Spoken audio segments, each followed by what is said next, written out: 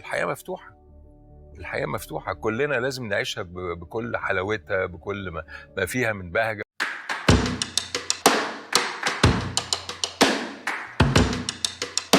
تداول رواد مواقع التواصل الاجتماعي شائعات عن زواج الفنان حسين فهمي للمرة الثامنة في عمر 82 سنة، وده بعد انتشار صورة ليه مع بنت بملامح أوروبية في عمر أحفاده تقريبا. وده أثار جدل بين الجمهور، وفي اللي شكك في حقيقة الموضوع وقال إنها مجرد صورة عادية مع معجبة أو صديقة، وفي اللي توقعوا إنها مراته الجديدة اللي اتجوزها بعد فترة قليلة من انفصاله عن سابع زوجاته اللي كانت دايما معاه في الفعاليات الفنية والمهرجانات. وحكاية جوازه دي مش صعبة التصديق، خصوصا انه معروف عنه الجواز الكتير، وهو نفسه بيفتخر بلقب المزواج لانه اتجوز 7 مرات، مرتين منهم من داخل الوسط الفني. تعالوا نعرفهم. الفنان حسين فهمي من مواليد 1940، وبدأ حياته الفنية في بداية منتصف الستينيات من القرن الماضي. يا واد يا تقيل.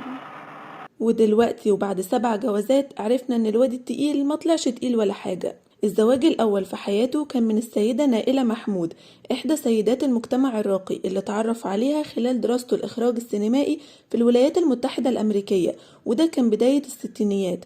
وأنجب منها أولاده نيرة ومحمود، وكانت جوازة بعيد عن الأضواء تمت وانتهت بمنتهى الهدوء. أما الزواج التاني فكان قصة الحب الأكبر في حياته، وكانت من الفنانة ميرفت أمين، واللي استمرت حوالي 14 سنة.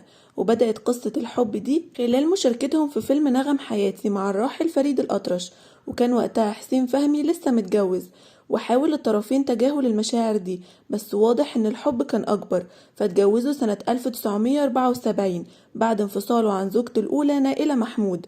وكان فرحهم في فترة تصوير فيلم مكالمة بعد منتصف الليل. واختلفت حياة حسين فهمي بعد الجواز، فبقى من الشغل للبيت ومن البيت للشغل. واكتملت سعادتهم بعد إنجاب بنتهم منة، وتخلت ميرفت أمينة عن نجوميتها لفترة علشان تتفرغ لرعاية بنتها. ورغم تعاونهم الفني في أعمال كتير خلال فترة الجواز، لكن الخلافات بينهم كترت، وكان حسين فهمي بيتهم ميرفت أمين دايما بالانشغال عنه، وهي بالفعل حاولت تقلل عدد أفلامها وبقت في حيرة بين أعمالها الفنية ومتطلبات الجواز. وللأسف توالت الأزمات بينهم، وفشلت محاولات الأصدقاء في التوسط لحلها، لحد ما انتهت العلاقة الزوجية بالطلاق. وده كان في نهاية التمانينات بعد انتهاء تصوير فيلمهم أسفة أرفض هذا الطلاق. والزواج الثالث لحسين فهمي كان من سيدة من خارج الوسط الفني اسمها نينا، وكانت بنت سفير سابق، وما ظهرتش معاه إعلاميا خالص، وكانت شبه جوازته الأولى في الهدوء سواء في الارتباط أو الانفصال.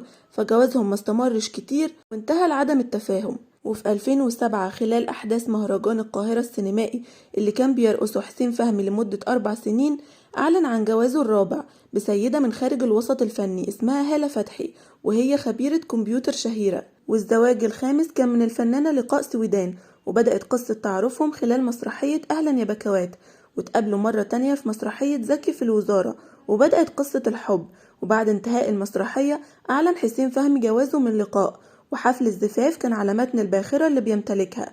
واستمر جوازهم 5 سنين وبعدين اتطلقوا، بس كان موضوع كبير وقتها ما تكلمش فيه حسين فهمي، لكنه اتهرب من دفع نفقة طليقته، فلجأت لقاء للقضاء بعد مشادات كتيرة بينهم لحد ما فقدت الأمل، ولجأت لمحكمة الأسرة علشان تسترد حقوقها منه، وقدمت مستندات تثبت فيها إن دخله السنوي أكتر من 1,000,000 جنيه.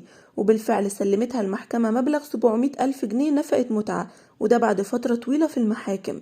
أما الزواج السادس للفنان حسين فهمي فكان من السعودية رنا القصيبي، واتجوزوا في فيلتها بمدينة 6 أكتوبر سنة 2013 بعد موافقة والدتها اللي عايشة في بيروت.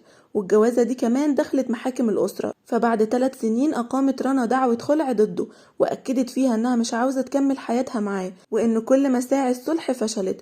وزي عادة حسين فهمي ما تكلمش برضه عن أسباب الطلاق، لكن رنا قالت في الدعوة إنه كان بيحاول يخوفها ويوهمها إنه في أشباح في البيت، وهي كانت بتصدقه لأنها كانت كفيفة. وقالت كمان إنه طلب منها تسيب البيت بالليل وما كانش بيصرف عليها وكان بيستغلها ماديا. وكسبت رنا الدعوة وانفصلوا سنة 2017، ومن بعدها طردته شائعات إنه بيتجوز علشان الفلوس. بس رد حسين فهمي على الشائعات دي رد غريب جدا، فقال في أحد البرامج إنه كان بيعرف رنا من قبل إصابتها واتجوزها بعد الإصابة كنوع من أنواع العطف. كان مسألة عطف، لأن في انسان قابلته بعد كده، وكان اصيب بمرض ما كانش بيسمح له ان هو يشوف، فانا عطفت على هذا الشخص. والجواز الأخير عرفت بيه الناس لما ظهر مع مراته سنة 2019 للمرة الأولى في مهرجان القاهرة السينمائي، رغم عدم إعلانه عن الجواز ده من قبلها. وبسبب جوازاته دي كلها فكان دايما معرض للشائعات، وأشهر شائعتين عن جوازه كانوا من أنغام وباميلا الكيك. فبسبب صور جريئة ليه مع باميلا الكيك انتشرت شائعات عن جوازهم، ده غير ان في فترة برضو وانتشرت شائعات عن جوازه بالفنانة أنغام، وهما الاتنين نفوا الموضوع ده.